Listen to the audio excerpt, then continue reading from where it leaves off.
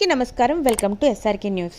కొవ్వూరు మండలం దొమ్మేరు గ్రామం నందు దాల్వ వరి పంట కోతలు మొదలయ్యి 10 రోజులు కావస్తున్న ధాన్యం కొనుగోలు కేంద్రాలు ప్రారంభించలేదని, వెంటనే ప్రారంభించి రైతులను ఆదుకోవాలని జిల్లా మాజీ కార్యదర్శి కేవీకే రంగారావు రాష్ట్ర ప్రభుత్వానికి విజ్ఞప్తి చేశారు. ఈ సందర్భంగా రంగారావు మాట్లాడుతూ స్వల్పకాలిక రకాలు అనగా తక్కువ సమయంలో కోతలకు వచ్చే 126 ఇతర రకాలు కోతలు ప్రారంభమైనవని అన్నారు.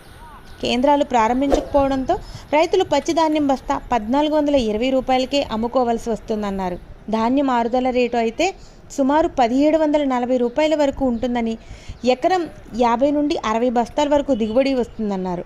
ఎకరానికి సుమారుగా 12,000 నుండి 16,000 వరకు రైతులు నష్టపోతున్నారని అన్నారు. వాతావరణం అనుకూలంగా లేకపోవడంతో రైతులు అయిన కాడికి అమ్ముకొని నష్టపోతున్నారని అన్నారు. రైస్ మిల్లుల వారు ఇదే సాకుతో తక్కువ ధరకు ధాన్యం కొంటున్నారు. ధాన్యం కొనుగోలు కేంద్రాలు వెంటనే ప్రారంభించి రైతులను ఆదుకోవాలని ప్రభుత్వానికి విజ్ఞప్తి చేశారు. అందరికీ నమస్కారం. దాదాపు వరి చేను కోతలు మొదలై సుమారుగా 10 రోజులు కావస్తుంది.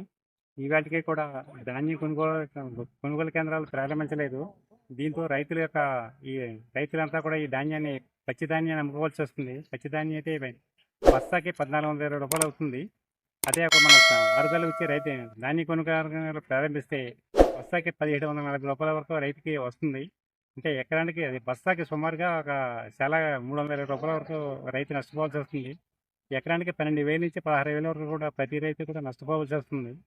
ఈ యొక్క పైన వాతావరణం కూడా అనుకూలించకపోవడంతో రైతుల యొక్క ఆందోళనతో వెంటనే ఈ ధాన్యాన్ని అమ్ముకోవాల్సి వస్తుంది.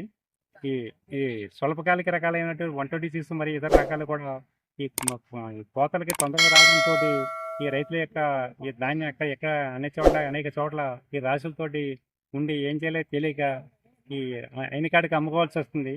ధాన్య మిల్లులు కూడా అంతా కూడా వాళ్ళు ఏంటంటే ఇదే సాకుతోటి తక్కువ ధర కొనడంతో రైతులంతా కూడా తీవ్ర స్థాయిలో నష్టపోతున్నారు. కనుక ప్రభుత్వం వెంటనే ఈ యొక్క విజ్ఞప్తి పరిశీలించి వెంటనే ఆదుకుని ఈ రైతులను ధాన్య కొనుగోలు కేంద్రాలు వెంటనే ప్రారంభించి ఈ రైతులందరూ ఆదుకోవాలని విజ్ఞప్తి చేస్తున్నారు.